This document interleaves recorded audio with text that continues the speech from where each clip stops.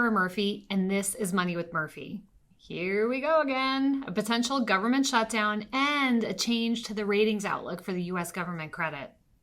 While shutdowns have been threatened plenty of times in recent memory, the last time we had an actual government shutdown was back in 2018, when government offices closed their doors for 34 days, making it the longest shutdown in U.S. history. Since the budget process was established way back in 1976, the government has experienced funding gaps 20 times, 10 of which resulted in formal shutdowns. During those occasions, everything from national parks to federal research projects to the processing of certain government benefits halts. That said, even in a shutdown, there are some essential services that continue operating, such as Social Security benefits, law enforcement, and the come rain or come shine U.S. Postal Service. While shutdowns are typically the result of partisan fighting, they've happened on both parties' watches. Shutdowns have happened 11 times under a Republican president and 8 times under a Democratic one. Every time there's been some sort of division in party control between the White House, the Senate, and the House of Representatives. Given that these episodes have happened before and are typically short-lived, the market has looked through the turmoil. In 2018, for instance, the S&P 500 sold off around the time of the shutdown, but then quickly recouped its losses. What will be more difficult to tackle are the long-term budget deficits that the government has run.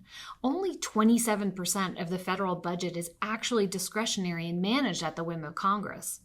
That percentage is down from 53% back in 1973. And nearly half of those discretionary dollars are actually defense-related, so they're not really negotiable. Meanwhile, mandatory entitlement spending such as Social Security and Medicare are projected to continue growing. Further complicating matters is higher interest rates. The U.S. government has long run deficits and has been able to borrow extra cash at enviably low rates. Now with higher interest rates, the cost of borrowing money is increasing. Then Friday, adding fuel to the fire, Moody's Investor Service lowered its outlook on the U.S.'s credit rating from stable to negative. In their announcement, the firm cited the government's inability to grow revenues or to cut spending. It's worth keeping in mind that Moody's is the only one of the 3 major credit rating agencies that have kept the U.S. at the highest credit rating. Competitor Fitch downgraded the U.S. back in August, while S&P cut the rating way back in 2011.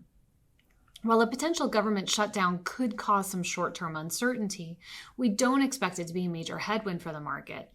That said, we'll likely be talking about deficits and funding costs for quite some time to come. Until next time, invest wisely and live richly.